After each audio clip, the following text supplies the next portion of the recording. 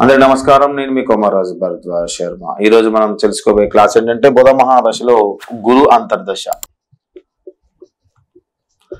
మరి బుధ మహాదశలో గురు అంతర్దశ ఇది ఏ విధంగా ఉండబోతుంది? 2 సంవత్సరాల 3 నెలల 6 రోజుల కాలంగా మనకి బుధ మహాదశలో గురు అంతర్దశ నడుస్తూ ఉంటుంది. మరి బుధ మహాదశలో గురు అంతర్దశ మనకి ముఖ్యంగా బుధ మహాదశ అనేది మనకి యోగించాలంటే బుధుడు 1వ స్థానంలో 5వ స్థానంలో 9వ స్థానంలో ఆధిపత్యం వహించినప్పుడు, గ్రహం అనేది దీప్త స్వస్థ ముదిత శాంత శక్తి అవస్థలో ఉన్నప్పుడు, గ్రహం అనేది ఉచ్చస్థానటువంటి మనకి కన్యలో ఉన్నప్పుడు, స్వక్షేత్రకు ఆధిపత్యం వహించినప్పుడు అంటే తన యొక్క స్వక్షేత్రాలైనటువంటి పైన మిథునంగా దిక్కిన కన్యకి ఆయన ఆధిపత్యం వహించినప్పుడు బుధ మహాదశ వరకు కొద్దిగా యోగకరంగా ఉంటూ ఉంటుంది. ఇక బుధ మహాదశలో మనకి గమనించినట్టయితే బుధ మహాదశ 2వ స్థానానికి 11వ స్థానానికి ఆధిపత్యం అయినట్టు మారకాది స్థానానికి ఆధిపత్యం వహిస్తాడు. మరణకారకుడుగా జాతకం మారుతూ ఉంటుంది. ఎగ్జాంపుల్ అంటే మనకి వృషభ లగ్నం అయితే 2వ స్థానం మనకి మిథునం అవుతుంది. వృషభ లగ్న జాతకులకి మనకి మారకుడు, అదేవిధంగా సింహలగ్న జాతకులకి మారకుడుగా చెప్పబడుతూ ఉంటుంది. కాబట్టి బుధ మహాదశని ఈ యొక్క వృషభ సింహలగ్న జాతకులు జాగ్రత్తగా పరిశీలించుకోవాలి. అదేవిధంగా 11వ స్థానానికి ఆధిపత్యం ఇస్తుంది కాబట్టి 11వ స్థానము మనం దాని ప్రకారం కూడా మనం 11వ స్థానం కూడా ఆధిపత్యము మనం గమనించాలి. ఇక నెక్స్ట్ మనము ఈ 2-11 స్థానానికి ఆధిపత్యం వచ్చినప్పుడు మరణం మారకుడుగా మారుతూ ఉంటుంది. ఇక గ్రహం అనేది 6వ స్థానానికి ఆధిపత్యం వహిస్తే ఎక్కువ శాతం శత్రుపీడన కలగజేస్తూ ఉంటుంది. 8వ స్థానానికి ఆధిపత్యం వహిస్తే అనారోగ్యాన్ని క్రియేట్ చేస్తూ ఉంటుంది. 12వ స్థానానికి ఆధిపత్యం వహిస్తే మనకి ఖర్చుల్ని చూపిస్తూ ఉంటుంది. ఇక గ్రహం అనేది మనకి పీడావస్థలో కానీ దీనావస్థలో కానీ కళావస్థలో కానీ బీతావస్థలో కానీ వికాలావస్థలో కానీ గ్రహం ఉన్నప్పుడు అధిక నష్టాన్ని కలగజేస్తూ ఉంటుంది. అదేవిధంగా ముఖ్యంగా గ్రహం అనేది చంద్రక్షేత్రంలో కూర్చున్నప్పుడు కూడా మనకి నష్టాన్ని కలగజేయడానికి అవకాశం ఎక్కువగా ఉంటూ ఉంటుంది. ఇక గురుడు కూడా మనకి అశుభత్వంగా ఉన్నట్టయితే నీచ స్థానమైనటువంటి మకరంలో ఉన్నప్పుడు కానీ అశుభ స్థానాల్లో ఉన్నప్పుడు కానీ మనకి గురు అంతర్దశ నష్టాన్ని కలగజేస్తూ ఉంటుంది. ఈ విధంగా మనం గమనించినట్లయితే ముఖ్యంగా బుధ మహాదశలో గురు అంతర్దశ మనకి గురుడు అశుభుడైనట్టయితే అంటే బుధ మహాదశ మనకి కలిసి రావట్లేదు, గురు అంతర్దశ కూడా మనకి కలిసి రాబట్టి వాడు జాతకాలు ఏ విధంగా ఉంటాయి? ముఖ్యంగా గురుడు సంతానకారకుడు, పుత్ర సంతానం వల్ల అపఖ్యాతిని కలగజేసే విధంగా చక్రం మారుస్తూ ఉంటుంది. వస్తువాహనాది సౌకర్యాల మొత్తాన్ని కూడా మనకి ఏర్పాటు చేసుకోలేక కూడా ఇబ్బంది కలగజేస్తూ ఉంటుంది. స్త్రీ సంతానం వల్ల దురదృష్టాన్ని కలగజేస్తూ ఉంటుంది. తల్లిదండ్రులు అల్పాయుషులుగా మారుతూ ఉంటారు. ఎవరైతే మీకు సపోర్ట్ పర్సన్ ఉన్నారో సపోర్ట్ పర్సన్ ని బయటికి లాగుతూ ఉంటుంది. విషకీటకాల వల్ల ప్రమాదాలను ఏర్పడే విధంగా ప్రయత్నం చేస్తూ ఉంటుంది. స్థిరాస్తిలో నష్టం సంభవించే విధంగా ప్రయత్నం చేస్తూ ఉంటుంది. భార్య వల్ల అవమానాలు, భార్య వల్ల కేసులు, భార్య వల్ల దుఃఖాన్ని కలగజేస్తూ ఉంటుంది. కుటుంబ సౌఖ్యానికి దూరం అవుతూ ఉంటారు, దుఃఖాన్ని అనుభవిస్తూ ఉంటారు. ఎవరైతే గర్భవతిగా ఉంటారో గర్భ విచ్ఛిన్నానికి ప్రయత్నం చేస్తూ ఉంటుంది. ఎవరైతే సంతానం కోసము ఈ IAS ఇయర్కులకు సంబంధించిన ఇంగ్లీష్ ఏదైతే చేయించుకుంటున్నారో వాళ్ళకి ఆ గర్భ విచ్ఛిన్నాన్ని ఫెయిల్యూర్ చేయడానికి చక్రం ప్రయత్నం చేస్తూ ఉంటుంది. ఇది మనకి గురు అంతర్దశలో జరిగేటువంటి బాగా నష్టాలు.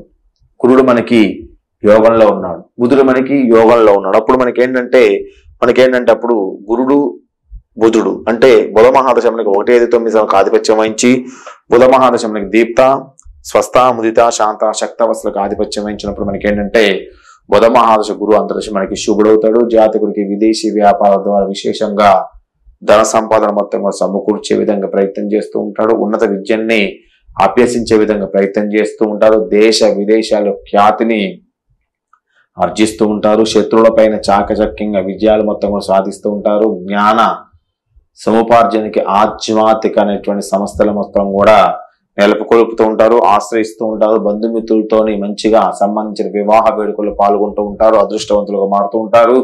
ఇంట్లో కూడా మంచి వివాహ వేడుకలను జరుగుతూ ఉంటాయి. ఇదంతా కూడా మనకి బుధ మహాదశ యోగంలో ఉన్నప్పుడు బుధుడు మనకి యోగ ఇచ్చినప్పుడు జరిగేటటువంటి విషయాలు. కాబట్టి బుధ మహాదశ మనకి యోగించాలని అందరూ కూడా కోరుకుంటున్నాం. లేదు మనకి బుధ మహాదశ యోగించట్లేదు కాబట్టి పరిహార మార్గాలు కూడా మనము ఖచ్చితంగా వెతకాలి. ఎందుకంటే బుధుడు అధిచారం పొందినా కానీ వక్రగతి పొందినా కానీ గ్రహ యుద్ధంలో ఉన్నా కానీ గ్రహం పేడ దీన కళ బీత వికాల అవస్థలో ఉన్నప్పుడు 2-11 స్థానానికి 6-12 స్థానానికి ఆధిపత్యం ఇచ్చినప్పుడు ఖచ్చితమైన పరిహారాలు చేయించుకొని 2-11 స్థానానికి ఎవరికైతే ఆధిపత్యం వహిస్తుందో ఆ జాతకులు ఖచ్చితంగా మృత్యుంజయ హోమం అనేది ఖచ్చితంగా చేసుకోవాలి. బుధగ్రహ అనుగ్రహం కోసం ప్రతిరోజు బుధవారం అదేవిధంగా గురువుకి బుధవారం రోజు బుధుడికి గురుడికి ఒక నమస్కారం చేయండి. ప్రతిరోజు కూడా ఇక బుధవారం రోజు మనకేంటంటే బుధుడికి గురుడికి మాత్రం ఖచ్చితంగా బుధుడికి పాదాల మీద కొన్ని పెసలు, గురుడికి శనగలు పాదాల మీద పోసి 21 సార్లుగా ప్రదక్షిణ చేయండి. ఆదిత్యాయ సోమాయ మంగళాయ బుధాయ చ గురు శుక్ర శనిభ్య రాహవే కేతమైన మంత్రంతో 21 సార్లుగా ప్రదక్షిణ చేయండి.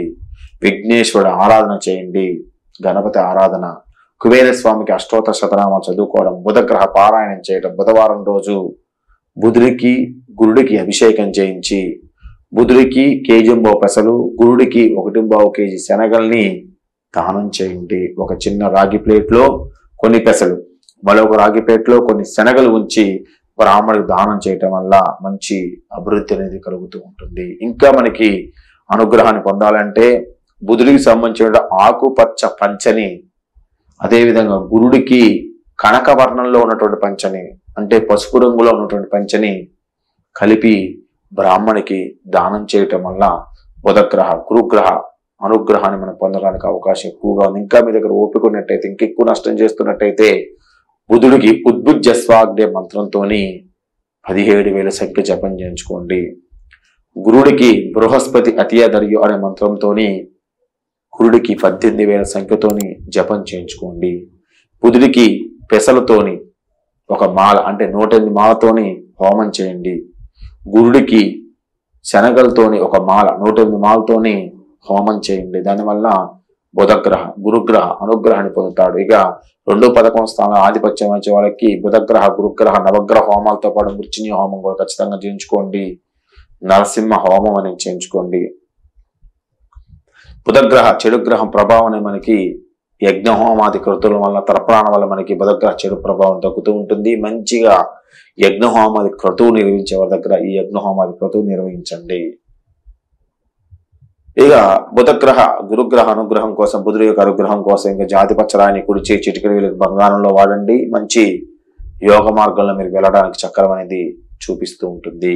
ఇంకా మీకు ఓపిక ఉన్నట్టయితే బుధగ్రహం ఇంకా బాగా అనుగ్రహం పొందాలంటే ఎవరైతే చదువుకున్న పిల్లగాళ్ళు ఎవరైతే ఉన్నారో వాళ్ళకి చదువు చెప్పించడం కానీ వాళ్ళకి ఆ బుధుడికి సంబంధించినటువంటి విషయంలో వాళ్ళకి ఆ పుస్తకాలు అందించడం వల్ల, దానం చేయడం వల్ల బుధగ్రహ అనుగ్రహాన్ని మనం పొంది మంచి బుధగ్రహ అనుగ్రహాన్ని పొంది మనం ముక్తి మార్గంలో ముందుకు వెళ్ళడానికి చక్రం అనేది సహకారం చేస్తూ ఉంటుంది. ఇది బుధ మహాదశలో గురు అంతర్దశ గురించి. తర్వాత మనం చెప్పుకోబోయేది ఏంటంటే ఈ యొక్క బుధ మహాదశలో గురు అంతర్దశ తర్వాత మనకు వచ్చేటువంటి అంతర్దశ ఏంటి అంటే శని అంతర్దశ. మరి ఈ యొక్క అంతర్దశలో మనకి ఎటువంటి ప్రభావం కలుగుతుంది అనే విషయాలు మొత్తం కూడా తదుపరి క్లాసులో వివరంగా తెలియజేస్తాను. అందరినీ వీడియో లైక్ చేయండి, షేర్ చేయండి, సబ్స్క్రైబ్ అవ్వండి. దయచేసి మీ కామెంట్ మాత్రం ఖచ్చితంగా తెలియజేయండి. ఎందుకంటే స్క్రిప్ట్ మొత్తం కూడా నేను చూడకోకుండా చెప్పడం జరుగుతుంది. కాబట్టి అక్కడక్కడ ఏమైనా పొరపాట్లు ఉన్నట్టయితే మీరు కామెంట్లో తెలియజేసినట్టయితే మరొకసారి క్లాసులు చెప్పేటప్పుడు వాటిని మనం సరి చేసుకోవడానికి అవకాశం అనేది ఎక్కువగా ఉంటూ ఉంటుంది.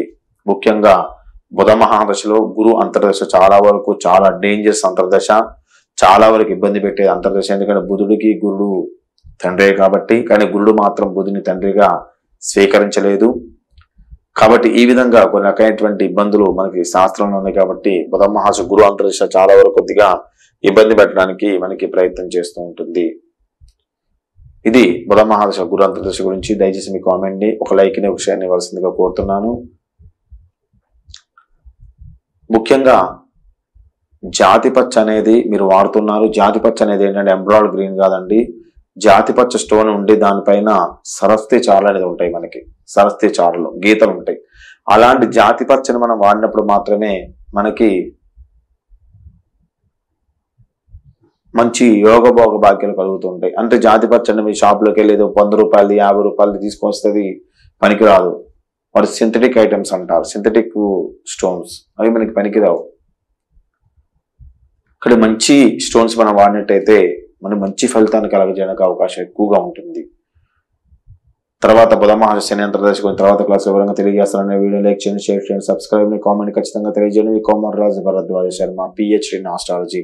మీ జాతచక్ర పరిశీలన కోసం అయితే 8801623456 నెంబర్కి వాట్సాప్ చేయండి. మీ జాతచక్రం పరిశీలన చేసి పరిహారాలు ఏ విధంగా వేయాలనేది కూడా చెప్తాను మీకు. మీ భరద్వాజ్.